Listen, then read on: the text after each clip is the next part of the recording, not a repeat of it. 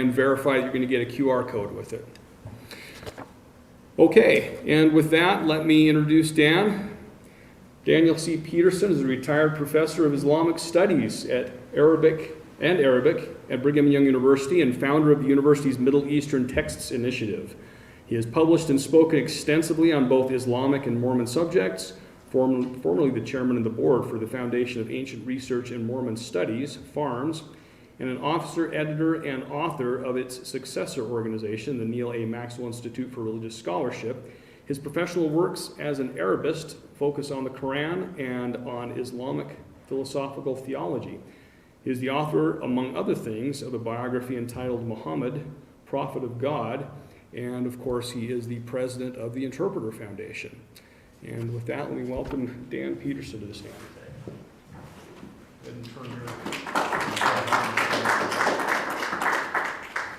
Thank you. I think we're just a small audience tonight. You need to move it to the next slide. Yeah, I will. So Dan, we are broadcasting. Oh, we are broadcasting. You got it through. Okay. All right. That's good to know. Now this is not going forward.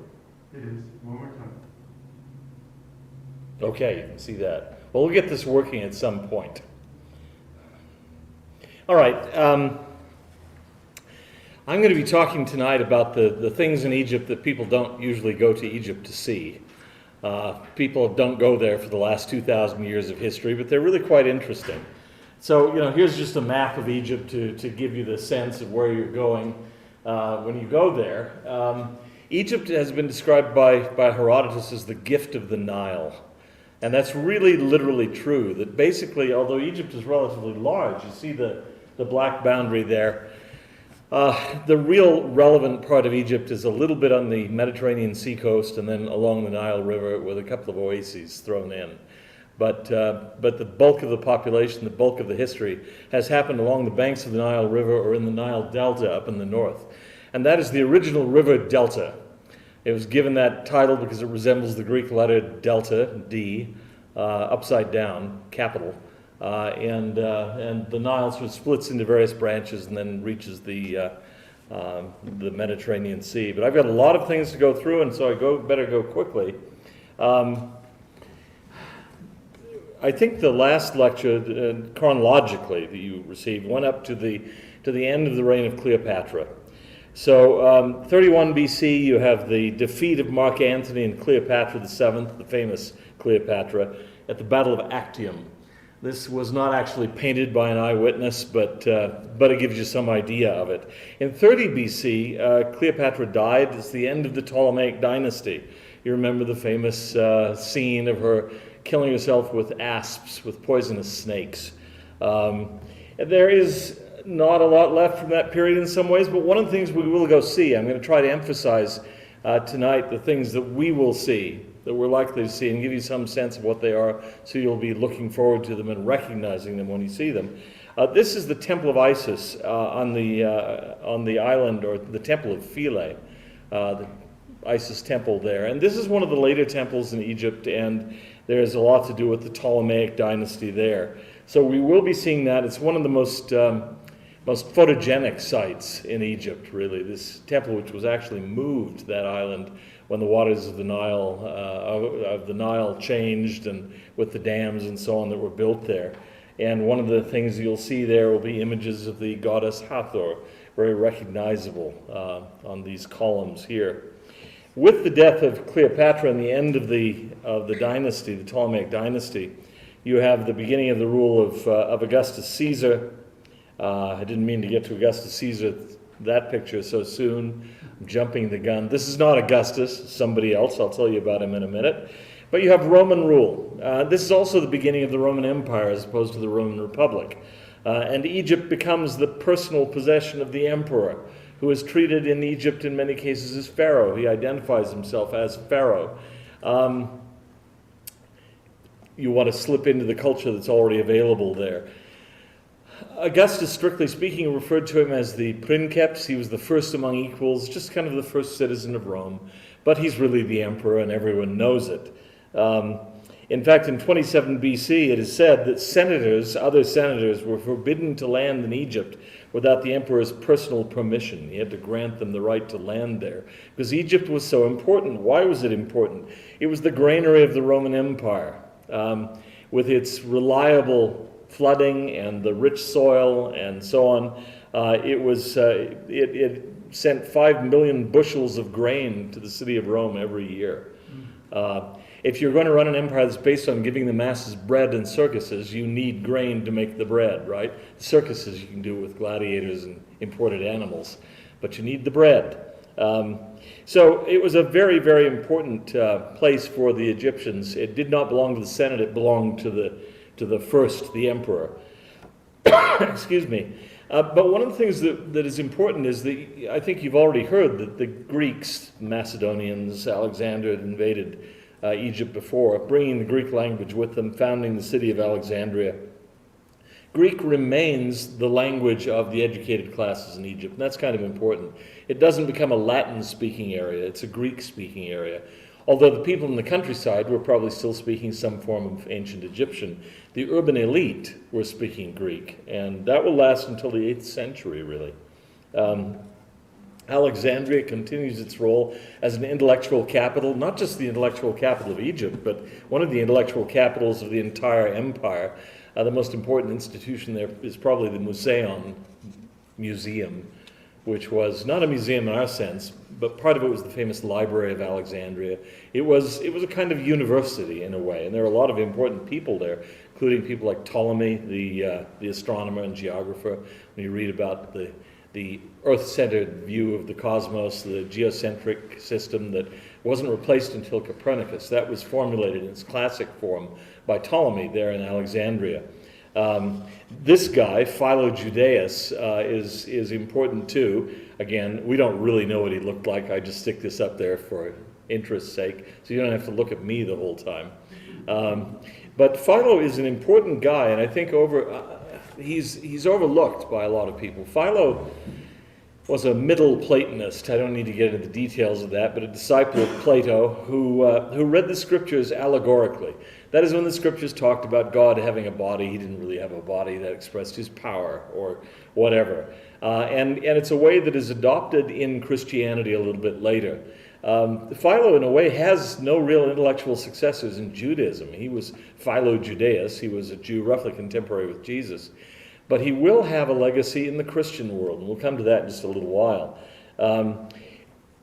In fact, I'm going to jump ahead into the Christian period a little bit ahead myself by saying that some of the other intellectual figures outside of Christendom who were important in Alexandria were people like Ammonius Saccas. You haven't heard of him, probably, but Ammonius Saccas was an apostate Christian who becomes the founder of the Neoplatonic school of philosophy.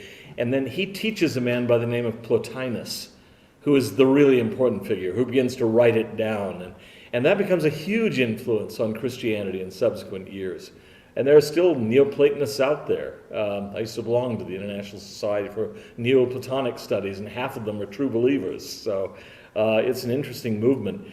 But also what's going on during this period at some point is Jews are coming to Egypt in large numbers. For example, it goes all the way back to Jeremiah, when the people of Judah flee before the invasion of the enemy.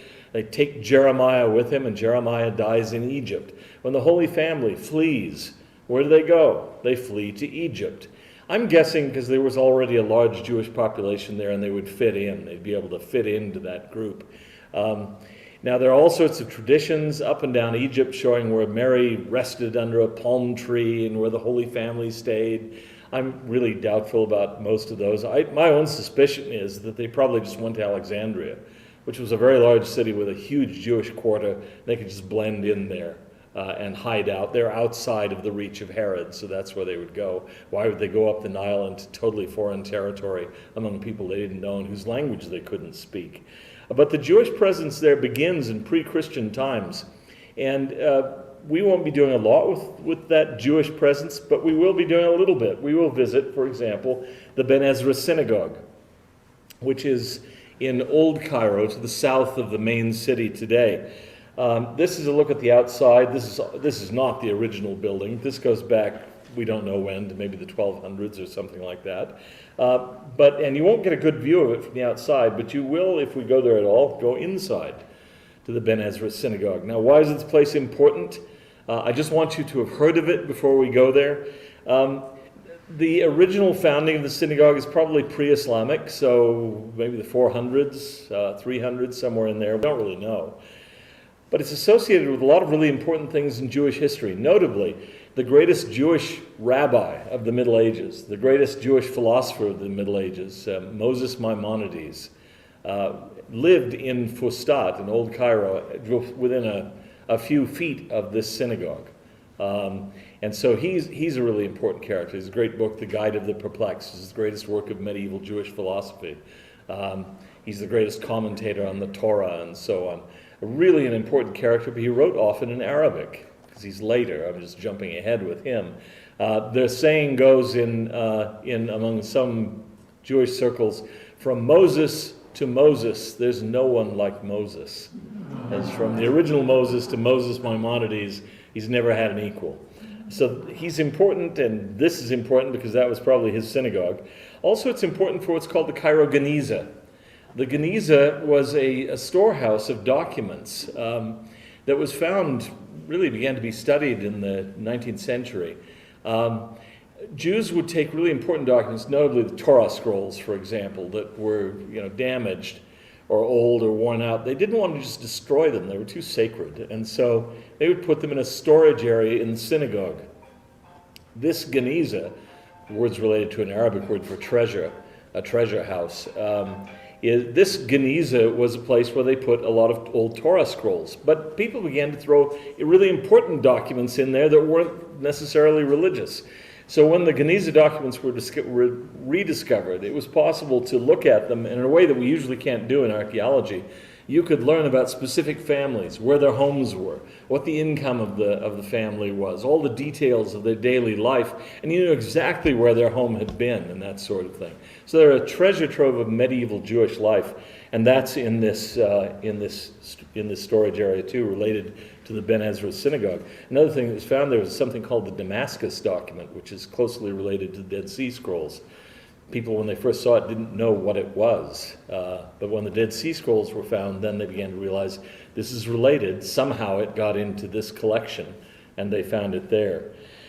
Now, in around 33 AD, Christianity begins to come to Egypt. By the 4th century, it's largely displaced the traditional Egyptian religion. No one knows exactly how it got there. Legends are that it's St. Mark, the evangelist, the writer of the Gospel of Mark. One person that I know argued that legend is likely to be true because a lot of the prestige of an ancient bishopric consisted in who had founded it. St. Peter founded Rome, right? That was the claim there. Well, Alexandria was Rome's great rival in a way, and they claimed St. Mark, who just didn't have the same clout as St. Peter did. And his argument is that's likely to be authentic because if they could have, they would have come up with a better name. Anyway, it is possible that it's true that it's St. Mark. We don't know much about early Christianity in Egypt for the first couple of centuries. We do know it was a hotbed of heresies. Gnosticism, the 2nd and 3rd century, probably originating earlier than that. People like Basilides and Valentinus and Carpocrates. And then you know that the Nag Hammadi library was found in Egypt. Those documents probably were originally written much earlier and then were found in 1946. Along with the Dead Sea Scrolls, maybe the greatest documentary discovery relating to the history of Judeo-Christianity that we've ever had. But around 180 AD, historical Christianity in Egypt begins to come into sight. You can actually tell what's going on. Patriarch Demetrius I is the 12th Patriarch of Alexandria, and he's the first one that we really know much about that seems really historical. This is also the time of the founding of the great University of Alexandria. Not the original pagan one, but the Christian one, the Didaskaleon. And it becomes associated with Christian intellectuals. And so, Dan, yeah. before you advance from that slide, you mentioned the Ben Ezra Synagogue traditionally is the site where Moses was drawn from the water. Yeah. Remember the mic. Yeah, the comment was that traditionally the Ben Ezra synagogue is seen as the place where Moses was drawn from the water. I have my doubts. So that's why I didn't mention it. But I saw you don't have a picture of that. no photographs remain of that finding. Let me tell you just briefly about these two, Clement of Alexandria and Origen of Alexandria. These are two of the great figures of Alexandrian Christianity, and they're widely regarded now as more or less heretical. There were a lot of interesting things going on in Egypt. Clement was the senior of the two. Origen, his name betrays his Egyptian background. It has to do with being born, Genos, of Horus, most likely. So he's a native Egyptian. Clement, his name is not as clear. But these are two of the great intellectuals, and they sort of followed Philo-Judaeus in the idea of allegorical reading of the scriptures. So, God can't have a body. That would clash with Plato and with Platonic notions of the evils of matter and so on. So it just can't be true. So you interpret all those things allegorically and symbolically. They are the very important figures still today in the history of Christian thought. And so Alexandria becomes a really important place for Christian thinking. I would describe it actually, this is from my Latter-day Saint perspective, as the great intellectual engine of the apostasy. They're very, very clever, but they're going off the rails. And if I could tell you more about Origen in particular, there'd be a lot of areas where you'd see he was. Although he does believe in things like the premortal existence, which is later condemned as a heresy. And he believed in a restoration of all things, meaning that all would eventually be saved. That's condemned as a heresy as well. Christianity goes in another direction in Egypt. This is the monastery of St. Anthony out in the eastern desert. And it looks fairly lush there. Trust me, I've been out there. The last several hours of driving, you don't see a blade of anything. We had a flat tire out there in the middle of that. I thought, good grief, I'm going to die here.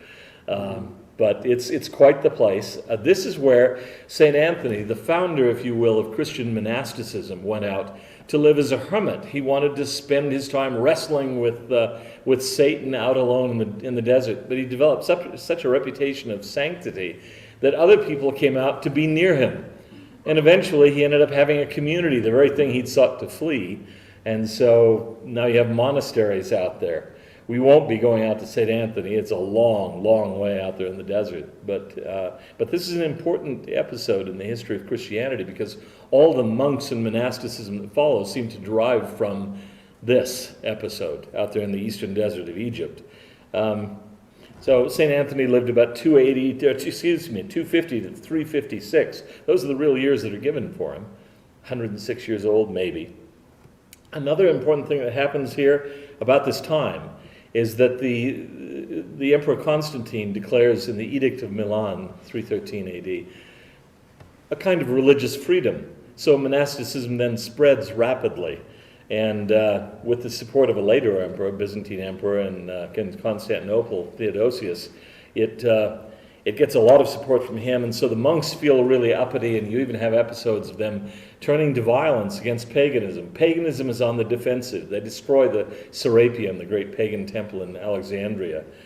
They turn temples, ancient Egyptian temples, into churches, which you will see when you go there. You'll see places where crosses have been inscribed on the walls of ancient Egyptian temples. But in some ways, this may have actually had the unintended effect of saving those temples.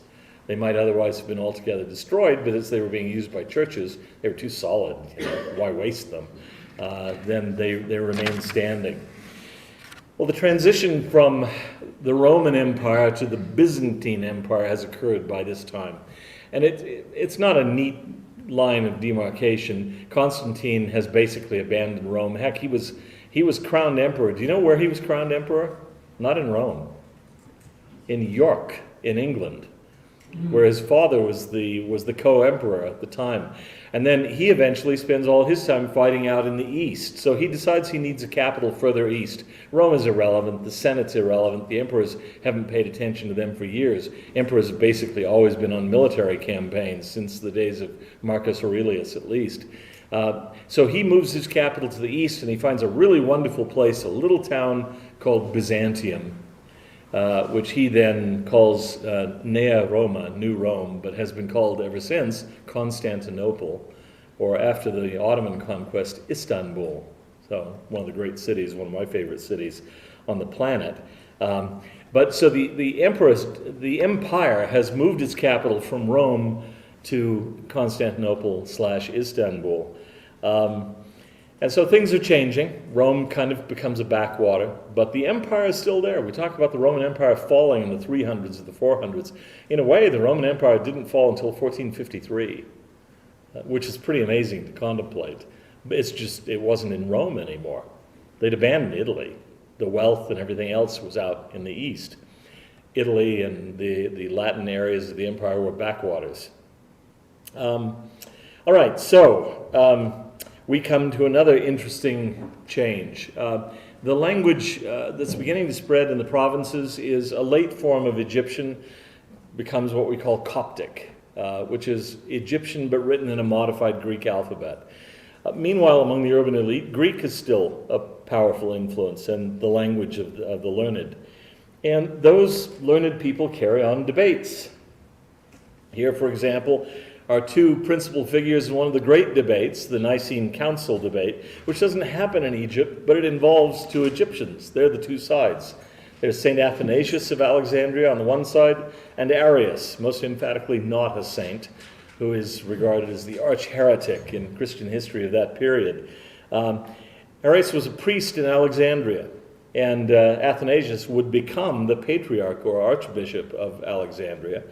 But they're the two main titans of the Council of Nicaea, with Arius arguing that Christ is, this is very technical stuff, but Christ is not consubstantial with the Father. He's not of the same substance with the Father. He's of a different substance, in a way subordinate. And Athanasius argues, no, they're of the same substance. Now, Latter-day Saints are inclined to think, well, Arius was probably right. Athanasius has given us, indirectly at least, the Nicene Creed with all of its incomprehensible stuff about the Trinity and so on and so forth. But here's something interesting about Athanasius. Athanasius was concerned to maintain the full deity of Christ for one reason.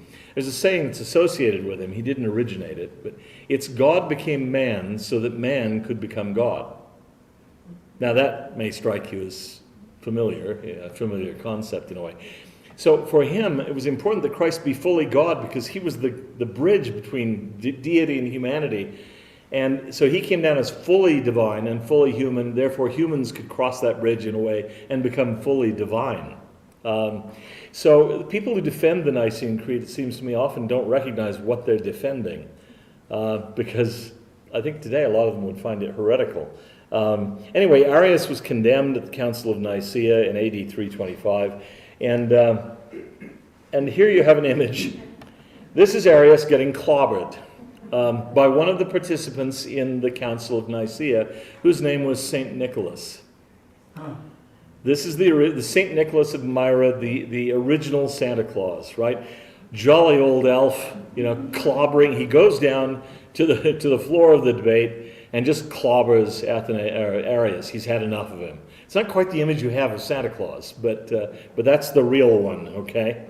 Now, the disputes continued for a long time thereafter. In the 5th century, you have a Christological controversy, that is, about the nature of Christ. Nestorius, the bishop of Constantinople, I won't get too far into the weeds with this, but he believed that there were two separate natures, divine and human, in Christ. In Alexandria, they held that there was only one nature in Christ, a kind of mixture of the divine and the human. Now, this is a theological dispute, but what it really represents is the rivalry between those two great cities, Constantinople and Alexandria. To the Alexandrians, Constantinople was an upstart. Alexandria was much older. Now, Rome was a worthy rival, but Constantinople, founded in the 300s, what is this? And who are you? And so you see the political rivalry there that becomes really, really important. The main thing that we will see of Christianity in Egypt is the St. Sergius Church in Coptic Cairo. You will probably see driving in from the airport, and maybe a couple of other times, the great Coptic Cathedral of Heliopolis, but that's a more modern church. but it's huge. You can't miss it once it's pointed out to you. So, and the church in Constantinople was actually trying to enforce its orthodoxy on the people of Egypt. And so by the time the Muslims come along, the Egyptians are thoroughly tired of rule from Constantinople. The Patriarch Theodosius I is in exile, actually, at a monastery called St. Macarius out in the western desert of Egypt. It's a place I used to go to fairly frequently, actually, with Kent Brown. I don't think I appreciated the history of the place at the time. But he's in hiding there to escape persecution from the Byzantine overlords in Constantinople. So when in 619 AD the Persians invade Egypt, they're received as liberators, you know, from the Egyptians' fellow Christians in Constantinople. And then in 641, when the Arab Muslims come, it's the same thing. It is said that in the old section of Cairo to the south, near the Ben Ezra synagogue, that it was an Egyptian Christian who went down and opened the door of the fortress to let the Arabs in on the assumption that that they couldn't be any worse than Byzantine rule. And in fact, he was probably right. And so the Arabs conquer Egypt in 641, 642, and here you have the oldest, this is the oldest standing Islamic building in the world. This is the Mosque of Amr ibn al-As, who was the conqueror of Egypt. Atop it you see the Arabic for Allahu Akbar, a phrase that you still are familiar with today. Now, you may think this looks really new. It is. It's because the only really authentic part of that building is one little corner. And if we get a chance, we'll walk in that area, and we'll walk by the corner, and I'll point it out to you. It's about 2 feet square. That's the original part of the building. The oldest complete extant Islamic building that's more or less intact is the Dome of the Rock in Jerusalem, built in 691, 692. This building was started earlier, but only partially survives. So, I'll give you a look inside. It's a big courtyard mosque. You can tell it's new. It's fairly new. Okay, so a lot of Islamic history to cover here. Let's see. I think I'll just talk about them briefly. The earliest Islamic empire was run from Damascus. That's the so-called Umayyads. They're the ones who built the Dome of the Rock in Jerusalem, and the Grand Umayyad Mosque in Damascus. And they ruled the empire from Spain over to almost the borders of India. So it was a huge empire. Then they were replaced by a group called the Abbasids. You don't have to know that for Egypt. You won't be seeing much from the Abbasids. Although the Abbasids are the ones that we commonly think of. They moved their capital from Damascus further eastward near their power base, and they built a new city there, like building Washington, D.C. or Canberra or Brasilia. They built a capital they called Baghdad. So by the standards of Middle Eastern cities, Baghdad is modern. It was founded in the 700s. So those empires rule Egypt, but Egypt is not at the center of things yet, and it won't be for a while. But then there's a change. Here's a mosque by the name of, it's named after the governor of Egypt who founded it. His name was Ahmed ibn Tulun. And I don't know that we'll get a chance to see this. I really would love to, but I doubt it. We'll see, though. You can see, if you see it in the inset photograph, what it's like. It's a huge courtyard mosque with an ablution fountain for washings, for prayers in the center. It's very, very large. Ibn Tulun was the governor of Egypt, and he had a huge army. He wanted a place where he could review them. So this was his mosque, but also his parade grounds. And it's one of the nicest places in the old part of Cairo. Cairo can get to you. Cairo is crowded, bustling, noisy, dirty. You can step into this thing through its doubled walls, and it's as quiet as can be. Marvelous place. But it's important politically for another reason. Ahmed ibn Tulun presented the caliph in Baghdad with a dilemma. The caliphs in Baghdad were kind of losing authority over their empire. It was too big. Communication was too poor. It took too long to get a message out to one end of the empire and then get something back and so on. If a governor had a problem, needed the advice of Baghdad, it might take 2 months, 3 months to get the note to Baghdad, and by the time he got an answer back, it'd be another 2 to 3 months at least. And so governors begin to make decisions on their own. And Ahmed ibn Tulun writes to the caliph in Baghdad and says, look, I've got a question for you. would you allow me to nominate my son as my successor? Now this puts the caliph in a dilemma, because if he says yes, he's effectively authorized an independent dynasty where he no longer appoints who the governor is. But if he says no, Ahmed ibn Tulun has the richest province in the empire and the biggest army. And he may just say, well, okay, I'll do it myself. So you have the Abbasid caliph saying yes. So you have a short-lived Tulunid dynasty in Egypt. But this is the beginning of the independence of Egypt from the overall empire. And so then other people come along who found other empires. The Fatimids are founded out in Tunisia in 909 and move eastward because their goal is to take over the whole empire. They don't quite pull it off, but they get close. They take Egypt, for example. And it is said that when the leader of the Fatimid movement arrived in Egypt, he was asked by the Egyptian authorities, well, what is your claim to authority? What is your claim to leadership? Well, the Fatimids were a Shiite movement. It had to do with their descent. And he said, well, because I'm a descendant of Fatima, the daughter of the Prophet, by Ali, his son-in-law and successor. And the learned religious authorities of Egypt said, what is the evidence that you have? You're a descendant of Fatima and Ali. And he is said to have pulled his scimitar and said, this is my evidence. And they were all completely convinced and decided to recognize his claim. But in 969, the Fatimids established Cairo as a new city, Al-Qahira, the city victorious. The reason why? Because it was a day that was auspicious under the planet Mars, which was known as Al-Qahir, the victorious planet. So Cairo is Al-Qahira, Al-Medina Al-Qahira, the victorious city. And that's where it gets its name from. Shortly after that, they establish a university, which we may pass by in Cairo, called Al-Azhar. It's right near the medieval shopping district of Cairo. If we go out by Sultan Hassan, if we go to Khan al-Khalili, I don't know if we will, probably not. Used to always go there. It's my favorite area of the Islamic part of the city, but it's a little dicey these days. So, but we might see Al-Azhar, and if I'm on your bus and I bark out, there's Al-Azhar, you'll know what it is. Al-Azhar was founded in about 970. It's the oldest university in the world. It predates Bologna and Paris and Oxford and Cambridge. And it's still there. I've actually lectured there.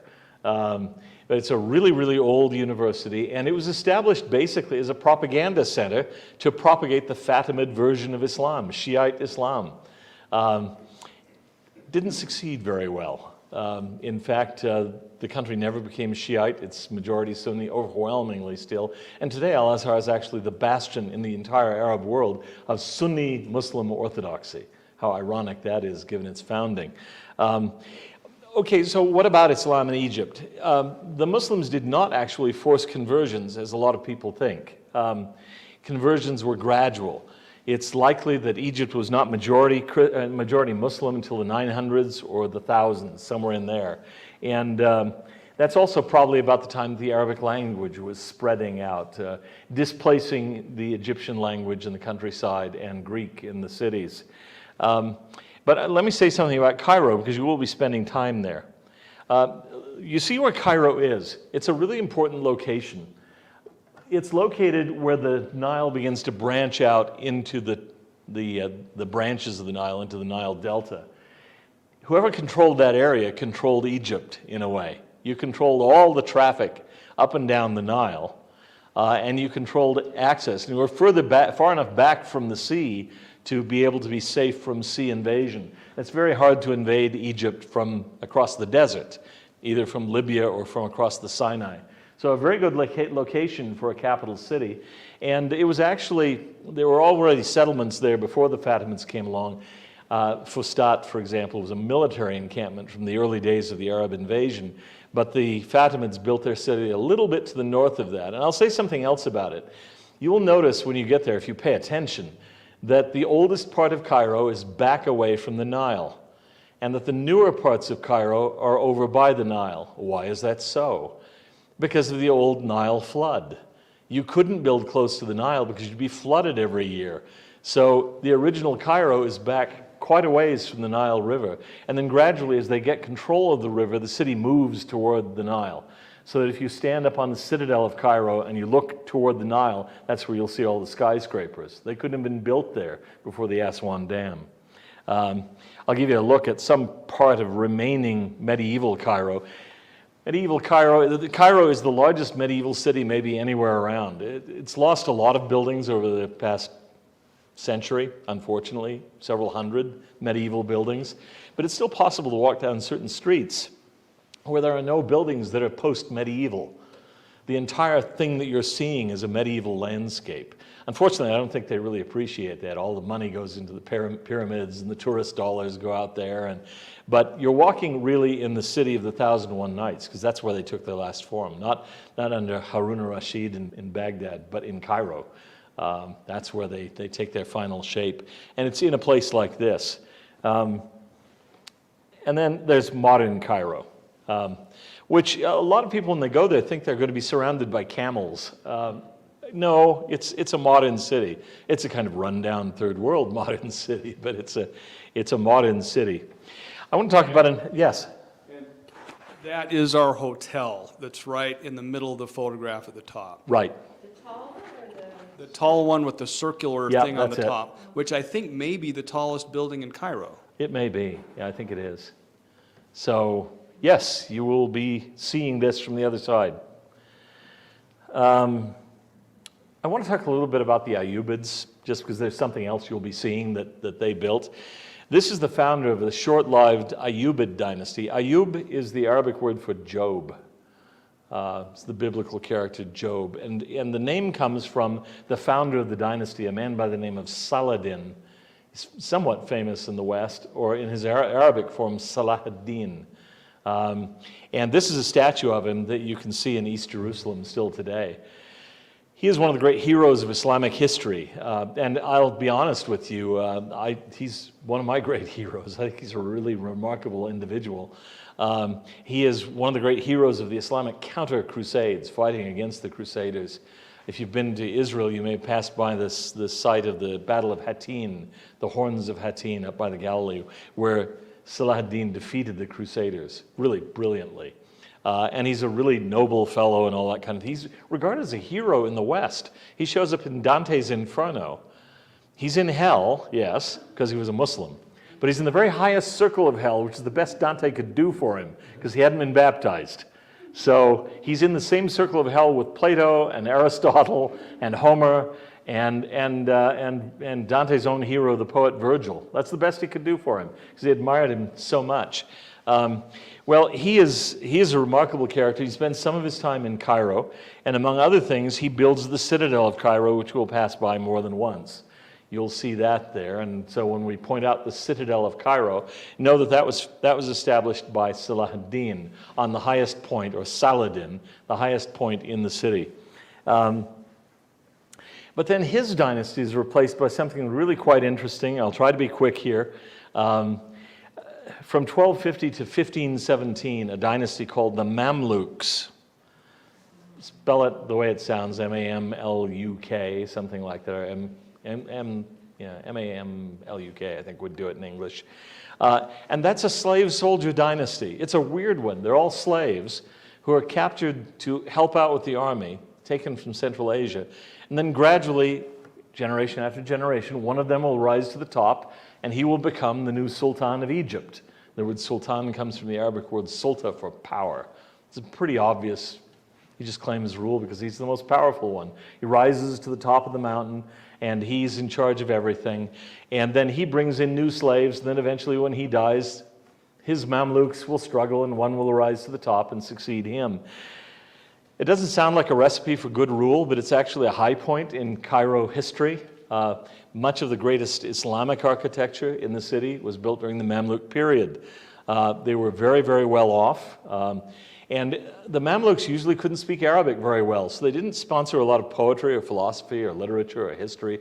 They built buildings, though, because they could understand that. And so the modern, the modern medieval city of Cairo is largely Mamluk. That's not the oldest layer, but it's the most visible and most prominent. One of the things they did, there's something in the atmosphere of Egypt that leads to the building of grandiose tombs, I guess. So this is an area called the City of the Dead, and we will pass by that. It's a huge cemetery. Some of the most important Islamic buildings, specimens of Islamic architecture, are actually in the City of the Dead. They're the mausoleums for the Mamluk sultans. You can see some of the domes out there in the distance. Some of them are absolute masterpieces of stone architecture. Well, they had a lot of dead. 1347, the Black Death came to Egypt, and it did a number on Egypt because, for example, cities like Cairo were very densely populated, so it spread very rapidly. The Black Death reached Egypt by boat from Constantinople, 1348. That was 1347, 1348. It reaches Cairo, and it is said that a third of the city's 600,000 residents died, and they died pretty quickly. And there are stories from the rural neighborhoods of cities where you'd go to bed, everything's all right, you wake up the next morning, and all of the city leadership, the judges, the police authority, the governor, they're all gone. And you just don't know what to do. Excuse me. That was a very difficult time for Egypt, and of course for the rest of the world. Since it's Halloween, it's appropriate to show something like this, I guess, because the Black Plague was a disaster for Egypt, and it was a disaster in particular for one of the buildings I'm going to show you and that we will visit. The Sultan Hassan Mosque, which is just below the Citadel, and I think we'll go there. We've gone to it in the past. The Sultan Hassan Mosque was built by a relatively insignificant Mamluk Sultan who wasn't even buried there. He died, and no one knows where he's buried, but it's an enormous structure. And it's amazing, many people say, that he built it during the time of the Black Plague. I'm not sure it's so amazing, because one of the theories I've heard of the financing of it is that he just took the money of people who had died intestate with no legal successors, took all that money and put it toward building his mosque and his mausoleum. But we'll go there, and it's an enormous thing, and I hope you'll enjoy it. Now, in 1517, Egypt was absorbed into the Ottoman Turkish Empire, which was the rising state in the Middle East at the time. You can get some idea of how big it was at its height. Being led from Istanbul now, the former Constantinople, and this is its height probably during the time of Suleiman the Magnificent, the greatest of the Ottoman sultans. But in 1517, they take Egypt. They kept moving around the eastern end of the Mediterranean. If you go to Jerusalem today, you see the city walls in Jerusalem. Those were not built in the time of Jesus. Those are built by the Ottoman Empire. Suleiman the Magnificent built those walls. That was just part of his road around the Mediterranean to get to Cairo. I'm jumping over a lot of history because I wanted to get in some modern history that will go very quickly, and it'll be a lot of names and dates, but you'll have them in your heads anyway. 1798, Napoleon Bonaparte's forces invade Egypt. Napoleon is said actually thought about converting to Islam. He didn't care much about the religions, but he thought he could make himself ruler of all the world, maybe invent his own religion, sort of a mixture of Islam and Christianity. He brought along all of his scholars with him, and they produced some really wonderful early scholarship on Egyptology and so on at the time. 1798, but he's driven out of Egypt by 1801. Unfortunately, not by Muslims. This says something about the weakness of the Islamic empires by this point. And so here is a painting of the battle, the Battle of the Pyramids, Napoleon's victory over Egypt. 1805, the Ottoman Albanian commander Muhammad Ali becomes governor of Egypt, and he establishes a dynasty that goes on to reign until 1953, nominally part of the Ottoman Empire, but not really. He didn't pay much attention to the Ottoman capital. And so here is the mosque that he built. It's atop the citadel of Salahuddin. You see in the background that mosque there with the really tall towers, the minarets, prayer towers. That's the most visible thing from all over the city of Cairo. You'll see it several times. We may even visit it, I don't know. I think some come early might be able to go there. I'm not overly fond of it. I actually hate it. But it's really visible. From a distance, it looks fine. But it's a very Turkish mosque. And I wanted to make that clear to you just to give you an idea of what to look for. You saw the minarets on it, very tall and pencil-shaped, like the one here in the middle. This is one actually in Turkey itself. That's the quintessential Ottoman or Turkish-style minaret. On the left, with all the blue tile and so on, that's a typical Persian minaret or Central Asian minaret. On the right, although it's not actually in, this one's actually in Damascus, but it was built by an Egyptian. And so it's a kind of typical Egyptian minaret, although the Egyptians are usually one color, not two, because they only had the one color of stone that they used. But you see the very different style. And this can come in handy. I was in Australia a number of years ago speaking on behalf of the area presidency there. They took me out to a mosque, and they wanted me to interact with the Muslims there. And I asked the question, so what can you tell me about the mosque? Are they Sunni or Shiite? Or is it Arab, Pakistani? What is it? Well, they didn't really know. And as we were driving along the road down this boulevard it was in Sydney, I saw the minarets poking up above the trees, and they were tall and pencil thin, and I said, they're Turks, and therefore they're Sunnis. So now I began to understand how I can approach them. Because as soon as you see those, you know. And so you know, going back to that one, that was built by a guy with his roots in Turkey. He was actually Albanian, but near enough to Turkey. That was his cultural background. Okay, so 1859 to 69, the Suez Canal was built, nearly bankrupt Egypt and led to a gradual British takeover. There's the Suez Canal, and you can see where it runs basically north-south. It shortened the route to India, which was wonderful from the standpoint of the French and absolutely wonderful from the standpoint of the British, who wanted access to India, right? So they wanted it, and with Egypt bankrupt and with that canal, they couldn't resist. So in came the Egyptians with even stronger takeover than they had before. This is the man who built it, Khedive Ismail, and I mention him because of something you will see. We'll drive by it. This is the Marriott Omar Khayyam Hotel. There's a tower on the opposite side too. It's just kind of cut off in this picture. But the thing in the middle is the original palace that the Khedive Ismail built for the Empress Eugenie, who was coming for the dedication of the Suez Canal, and he had a crush on her. And so he built that entire palace for her because she was going to stay there for a weekend. And so he didn't know what she would like, so he built a really Middle Eastern bedroom for her. But in case she didn't like that, he built one that was as close as he could make to the bedroom she had back in Europe. And she stayed there for a few days. He built a road all the way from Alexandria to this area for her. Quite a crush. Anyway, now it's a hotel. And the centerpiece of the Marriott, which extends from the one tower to the other tower, and then this is the part in the middle. I'm glad they didn't knock it down. All right, British conquest of Egypt shown here. This is where they really take power, 1882. They defeat the Egyptian army and take control of the country, but there's still things going on of interest in Egypt. I showed you the Sultan Hassan Mosque. It's there on the left. On the right is one that looks like a match piece for it, but it's built about 500 years later. It's the Rifai Mosque. We may go into that one, I don't know. And you can walk between them. Now you can. It used to be a road. You were taking your life into your hands when you tried to cross that street from one to the other. It was like some sort of racetrack testing grounds or something. But now they've made it a pedestrian alley, and so you can go there. One of the interesting things is the monarchs of Egypt are buried there, and so is the Shah of Iran, who died in Egypt in exile. And so you can go to his sort of green jade tomb. That's of interest to me because I was the private tutor to his daughter during his exile in Egypt. And so anyway, kind of has some personal meaning in a way. All right. In 1914, Egypt becomes a British protectorate. In 1922, though, Fuad I becomes the king and Egypt gains nominal independence. But British influence is really important there until the 1950s. One person who rebels against this, just worth mentioning quickly, is a man by the name of Hassan al-Banna.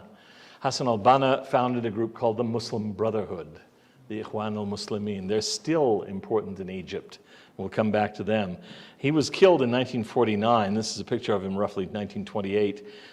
His campaign was to free Egypt of Western influence and to unite the whole Muslim Middle East under an Islamic state. I mean, he didn't have much success and still hasn't pulled it off, obviously. In 1948, Egypt, Iraq, and Syria and Jordan, I think we may have a text here. No, I don't want to get ahead to him yet. Egypt, Iraq, Jordan, and Syria attack a new little group in Palestine, Israel, trying to put an end to the fledgling Israeli state. And the Egyptian army performed so poorly. In many cases, they were out there with guns but no bullets. It's kind of hard to win a war like that. That King Farouk, the successor to Fuad, becomes extremely unpopular. And so that will lead into the modern history that we know. In 1949, a group of people called the Free Officers Movement was formed to overthrow the corrupt monarchy of Egypt. In 1952, in July, do we have some text there? Yeah, there are the Free Officers. We have a coup in July, and Farouk abdicates in favor of his son, who's an infant who never reigns. 1953, Mohammed Najib, or Naguib in Egyptian pronunciation, becomes the president, and Egypt is declared a republic. Now you can see Mohammed Naguib, he's in the lower right-hand corner, sort of facing you there. You can see just to his right, with a mustache, Gamal Abdel Nasser, okay, who will succeed him very quickly. And if you look at the end of the table, dressed well, it is a uniform, I think, looking at it carefully. That's Mohammed Anwar Sadat, who was a member of the Free Officers Revolt. And so those are the Free Officers. In 1954, Gamal Abdel Nasser becomes the prime minister, and in 1956 he becomes the president, and he rules unchallenged until his death in 1970. And there's a picture of Gamal Abdel Nasser. There's Sadat on his right, and on his left, Nikita Khrushchev. Some of you may remember him. I want to say something about names really quickly. Don't worry, it won't go on too much longer. But I want to explain something about standard classical Arabic names. They're kind of moving in a direction nowadays of having what would be something like our last names. We didn't always have last names. I mean, my name, Peterson, means that I'm the son of Peter. Now, I'm not actually, but a few generations ago I would have been. A lot of us have names that indicate vocations or crafts, you know. And we don't even hear it anymore, but someone whose name is Carpenter or Farmer or Cooper or something like that, that comes from some Smith, the most common name in last name in America, comes from a vocation. Or it might come from the name of something you lived by, Ford, or Farmer, things like that. The Middle East has been slower to move toward last names, but their names are interesting in their own right. For example, the element abd means slave or servant. So Abdal means slave of the whatever, and you fill in usually a divine name. Abdul is how we sometimes write it. So Abdul Malik, the slave or the servant of the king. Karim Abdul Jabbar. Karim, servant of the omnipotent. Now, I always got a kick out of it when they refer to him as Jabbar, because Jabbar means omnipotent. His full last name is Abdul Jabbar, servant of the omnipotent.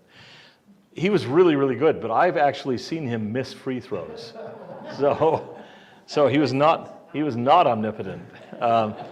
And Gamal Abdel Nasser, Gamal it means beauty or beautiful, servant of the victorious one. To call him Nasser, given his military record, is quite ironic. Christians will sometimes have the name Abdul Masih, servant of the Messiah, or of Christ. And you can see that in other names that we know. For example, Obadiah in the Old Testament is Abd of Yahweh. He's the slave or the servant of Yahweh, Jehovah. Okay. Another name element that's worth knowing, Abu. You sometimes see that, or the equivalent, a little less common. Abu Yusuf, the father of Joseph. A man would often pick up the name of his firstborn son. A woman would too. She might be Yusuf, the mother of Joseph. The most famous singer of the 20th century in the Arab world was Kulthum. And there's also this element, Ibn, or sometimes written as bin, sometimes abbreviated just as B, the son of, so Osama bin Laden of blessed memory. Compare Ben-Hur. That's essentially the same thing. And then these names that end in I, typically in transliteration, Al-Masri, the Egyptian. from the name of Egypt, which in Arabic is Misr or Masr in colloquial. So Masri, Egyptian. You'll see that a lot on signs around Cairo and elsewhere. Mitzrayim is the son of Ham in the Old Testament. It refers to Egypt and the Egyptians as well. So Al-Baghdadi, the one from Baghdad, Al-Damashqi, the one from Damascus, Al-Qudsi, the one from Jerusalem, which is called Al-Quds in Arabic, the holy place, Beit al-Maqdis, the house of holiness, referring to the temple. So that's just, when you see Arabic names, maybe you'll have some sense of what they have to do with. Okay, going along very quickly. Yeah, all right. We talked about Abdel Nasser becoming the president. British forces withdraw. They finally leave Egypt, and that leaves kind of a power vacuum. And Nasser begins to reorient Egypt toward the Soviet Union. Neutrality, he says, but he buys arms from Czechoslovakia and eventually allies himself with the Soviets because he doesn't trust the West. They're imperialists. He trusts the communists because they're not, right? And so in 1956, you have the famous Suez Crisis, and that's a pivotally important one. Egypt and Britain relinquished control of the Sudan that year, which they'd had for a while, but then President Nasser nationalizes the Suez Canal to fund the Aswan High Dam because Britain and the US had withdrawn financing.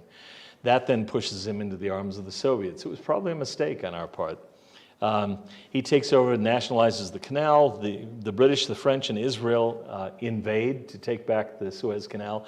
And in the first real flexing of muscle by the United States, it shows that Britain is no longer a great power and the US is. Eisenhower intervenes and forces them to withdraw. And that's a stunning blow, really a shocking thing for the Brits, I think, to realize that they no longer are equals the way they were up through World War II.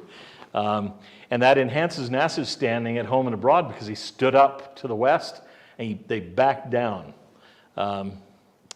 Okay, then he wants to build pan-Arab unity. I want to say this very quickly because I know I'm running over time, but he establishes what's called the United Arab Republic. It's a unitary state that includes Syria. It only lasts for 3 years, 1958 to 61.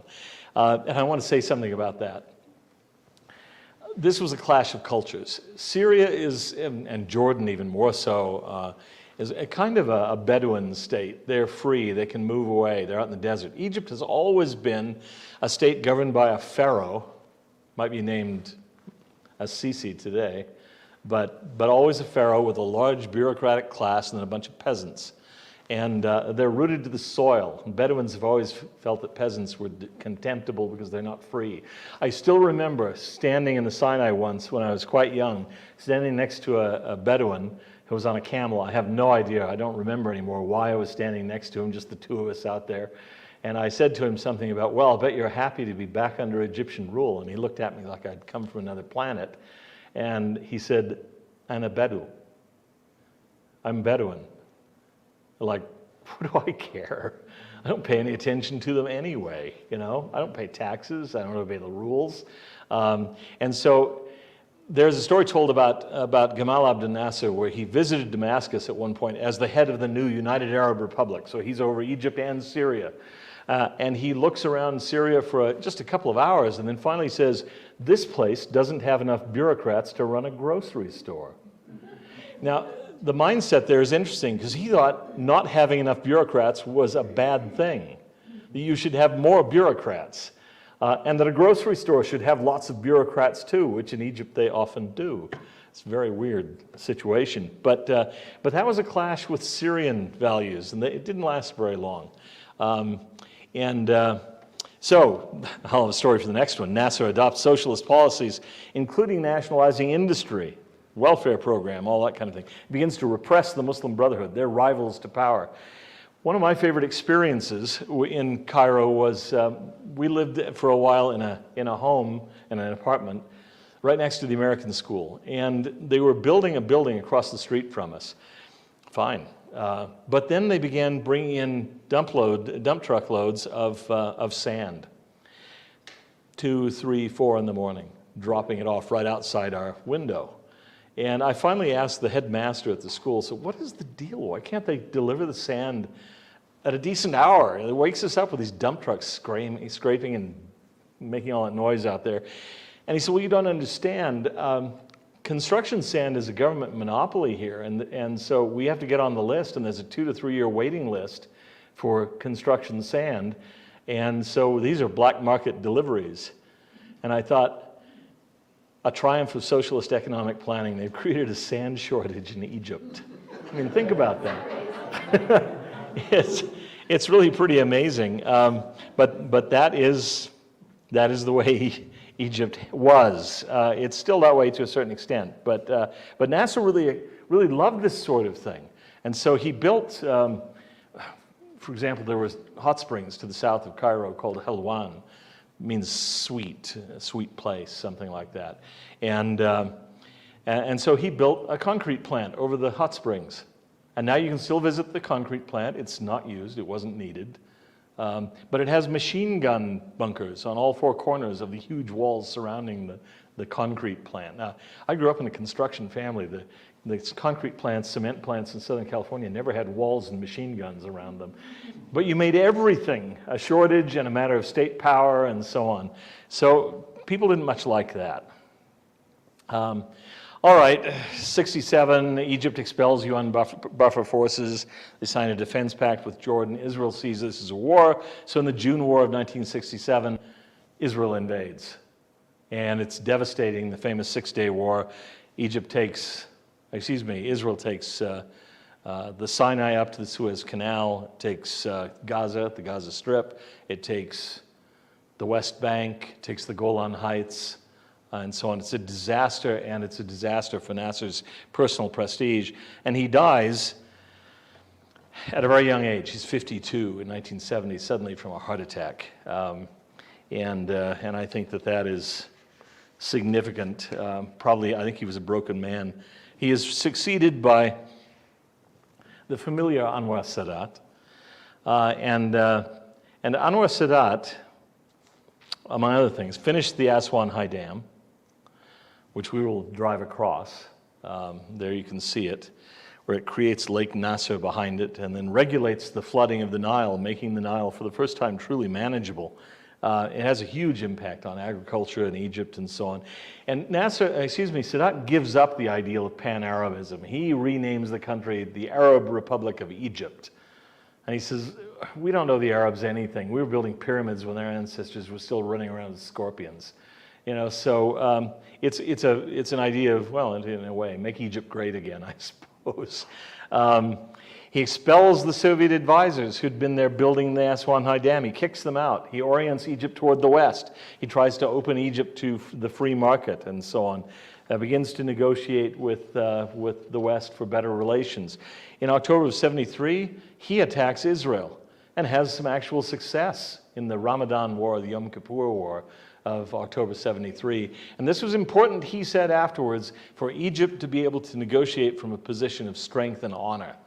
It wasn't important that they take Israel. It was important that they redeem themselves from the humiliating loss of 1967.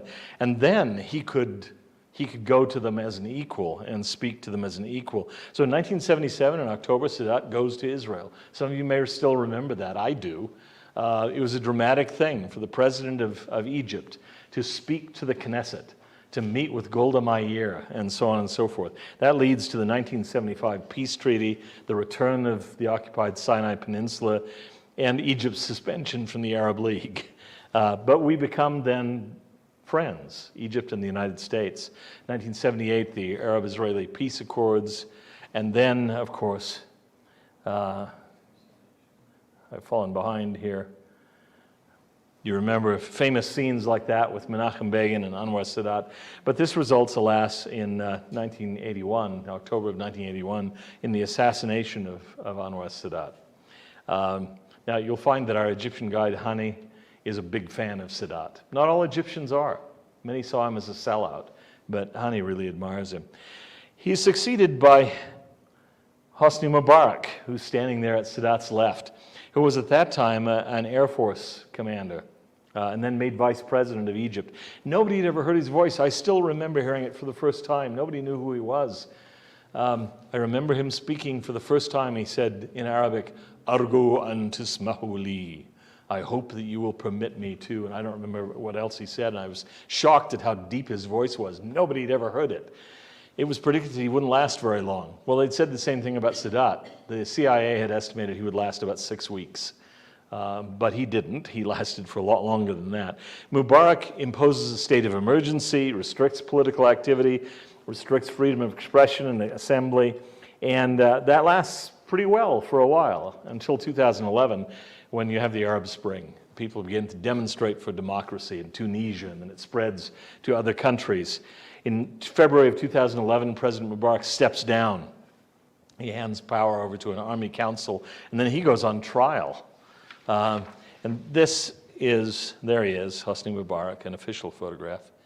And here's an image of Tahrir Square, which we will go in and out of multiple times. These are demonstrations in Tahrir Square. This is where it all happened. And I remember watching these from the United States and thinking, good grief, I know that place. I know that little shop. I know that place, because this was where my life was focused for much of the time I lived in Egypt. I'll just finish it quickly now. In 2012, the Muslim Brotherhood candidate Mohamed Morsi narrowly wins a presidential election. And here he is. He was actually educated in the United States. He had a PhD from the University of Southern California.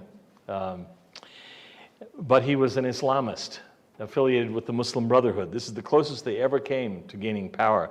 In December of that year, 2012, they began to issue a constitution that limited free speech, that imposed Islam, restricted freedom of assembly, and so on. And so now people begin to protest that. And the army chief, Abdel Fattah al-Sisi, says the government is going to collapse if they don't change this. 2013, he leads a rebellion by the army to overthrow Morsi, and hundreds are killed. In 2013, December, the government declares the Mohammed Brotherhood a terrorist group. In 2014, a new constitution bans parties, political parties based on religion, which is obviously aimed at the Muslim Brotherhood. And that is the current president. He's elected in the presidential election in 2014.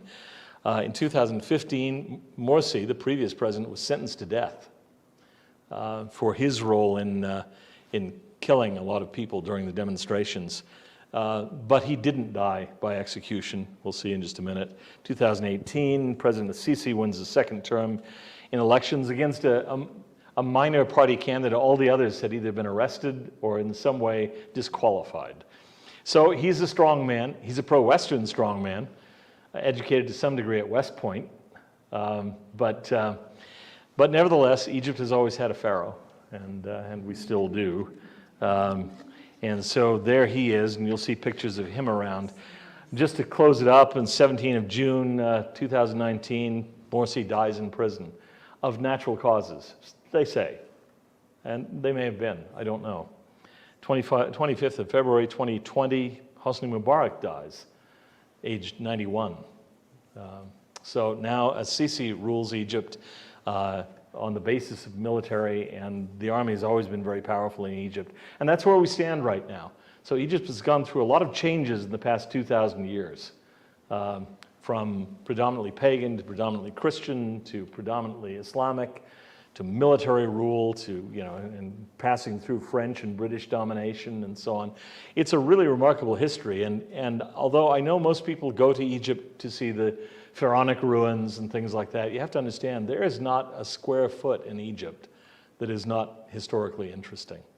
It is arguably the longest, most consistently interesting history on the planet Earth. And so a really interesting place to go. So thank you very much.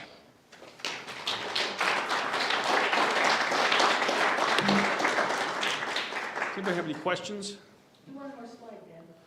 Oh, yes, we wanted to go there. Picture of Cairo as it looks today. Can you describe the current relationship between the Islamic government and the Coptic community, Christians? Yeah, the government has pretty good ties with the Coptic Christian community. And I think Morsi has been very, very careful about that. He's attended Easter services. He's been very supportive of the Copts. Now that has good and bad consequences. The Coptic Christian Church is not overly friendly to non-Coptic Christian churches. So, for example, there was talk of taking a petition to Mubarak for recognition of the church in Egypt, and we got the answer back that he just couldn't. He had to maintain good relations with the Copts, and that would not help him. And I suspect that's still true. But the Copts are an important minority. No one really knows exactly how many there are, but they tend to be highly educated. And they could be, and often are, disproportionately represented in government and business and so on, because they can move in the West and feel much more comfortable than Muslims historically were able to do. And so they've possibly been disproportionately wealthy, which has made them the object of jealousy by non-Copts. Interesting thing about Copts too, when we go to that church, if you listen, you might hear them singing one of their, Coptic hymns, and that's one of the main ways that we're able to decipher the hieroglyphs is because Coptic sounds like ancient Egyptian, and so when we go into that church, if you listen, you can get a feel to some degree what the ancient Egyptians may have sounded like, or you can listen to John Gee. Yeah, the Copts. Coptic is a form of ancient Egyptian. For a long time, it was actually the spoken languages of the people, but now it's only the liturgical language like Latin was in the Roman Catholic Church. People don't speak it today. Yeah. So I have a question about the Aswan Dam, and someone said that since it's been built, there aren't too many crocodiles that come down the river anymore. Is that true or not? I've heard that too. My understanding is that on the southern end of the Aswan High Dam, on the southern side, there are all sorts of crocodiles waiting out there to greet you. But they don't get through to the river very often.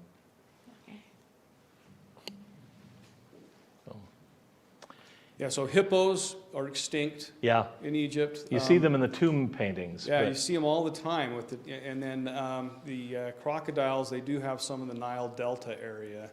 But we won't see any crocodiles. No. So. But you'll see them on tomb paintings, and you'll see them in a we'll little see museum. Them mummified. Yeah, mummified crocodiles. You'll see plenty of those. Yeah. From the internet, someone asks, Dan, how much high risk or danger is there for tourists? So the question is how much high risk or danger is there for tourists? Well, I haven't heard of any incidents against tourists, and tourists are then now. I mean, it's not as if we'll be the first group going. There's a group right now that we're in contact with, and there have been no incidents. So tourism is really important to the Egyptian government. It's pivotal to their economy, and so they have spent a lot of attention on trying to keep tourists safe there. And one of the things you'll notice when you start looking around is there are lots of security checkpoints. There'll be metal detectors. You'll see lots of people with machine guns. One of them will be with us. The government wants to make sure the tourists feel safe, and so everybody's armed to the teeth. And so we do have a security officer that will be, maybe three if we have 3 buses, with each of us.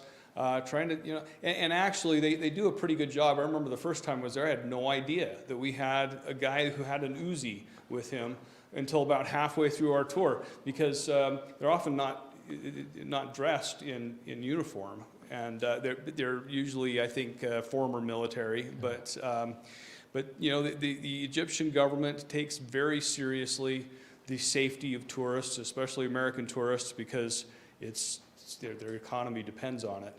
And so I've never talked with anybody who has ever come away from Egypt saying, boy, I'm glad I got out of there. That was, the scariest thing I've ever done. Everybody uniformly says, I'm so surprised at how safe I felt. Yeah. And there are places that we won't be going to because Hani, our Egyptian guide, feels they'd be a little insecure. For example, the area in the old part of Cairo that I mentioned by the bazaar. The reason it would be unsafe is simply that it's crowded and the alleys are narrow, and there's no way that a security guard could really step in and help you in any way there. They can't control the situation. But the same thing is true elsewhere. I was on a tour accompanying the Governor Herbert a few years ago in Israel, and there were certain places we weren't allowed to take him. He couldn't go through certain gates because the security personnel said it's just too crowded and we wouldn't be able to see what's going on. So, so they know that and they watch it, they're careful about it. So the last thing Hani wants is for anything to happen to anybody on one of his tours. So he's very responsible about it. Some of the people on the internet are asking about our tour. Our tour runs from November 19th through November 29th. A lot of us are going to be going out on the 18th. And it's full now. Unless somebody drops out, nobody's going to be able to join. And actually, I think even if somebody dropped out, we're probably too late to add anybody. But you can go to cruiselady.com and see what kinds of tours they have in the future. We hope with the Interpreter Foundation to help host a tour like this in the future, maybe to Egypt, maybe to Israel, maybe a church history tour back east in America. But this is, maybe one of many tours we'll do in the future with the Interpreter Foundation. Maybe try to have lecture series like this as well. Are there any other questions for Dan?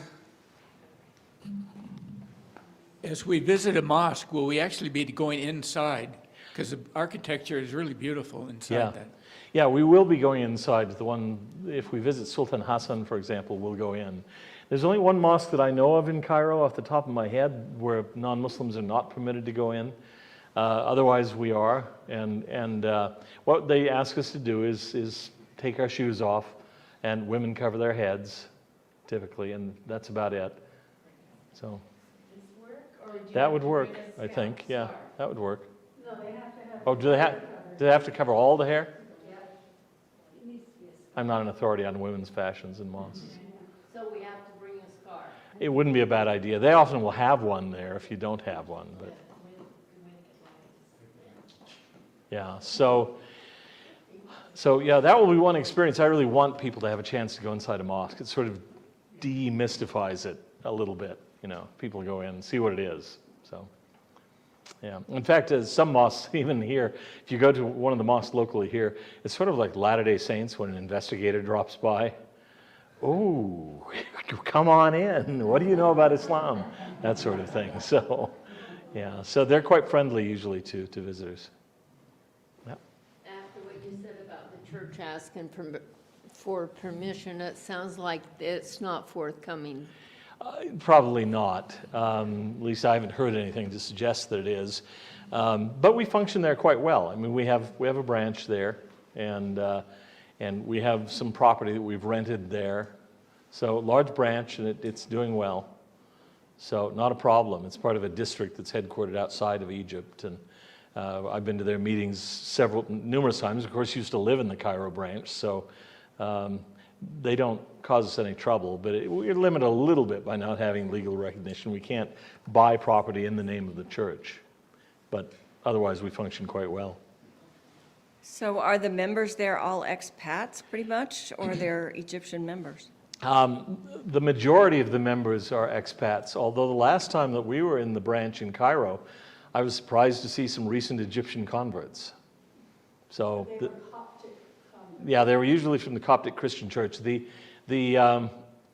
Egyptian government doesn't care. One Christian's like another Christian. You want to join another church, fine, big deal. The Coptic Church cares, but the government officially just pays no attention. Does the Muslims care? Is it okay to convert from Islam to? That is a very disputed question. I wouldn't recommend it in Egypt. It's not the death penalty. But on the other hand, many years ago, I remember talking with a government official who was very sympathetic to the church, very friendly.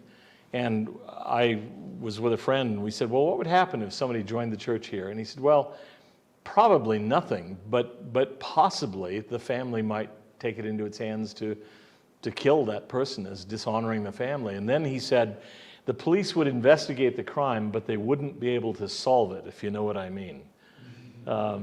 So we've tried to be really careful. As one former member of the 70s said to me, we know that we will occasionally make martyrs, but we don't want to make them if we don't have to. So we try to respect the laws there. We've been very careful there and elsewhere. But we have more than a few Arab converts to the church. And there are Arab converts, Muslim converts, leading branches in places like Jordan and so on. So,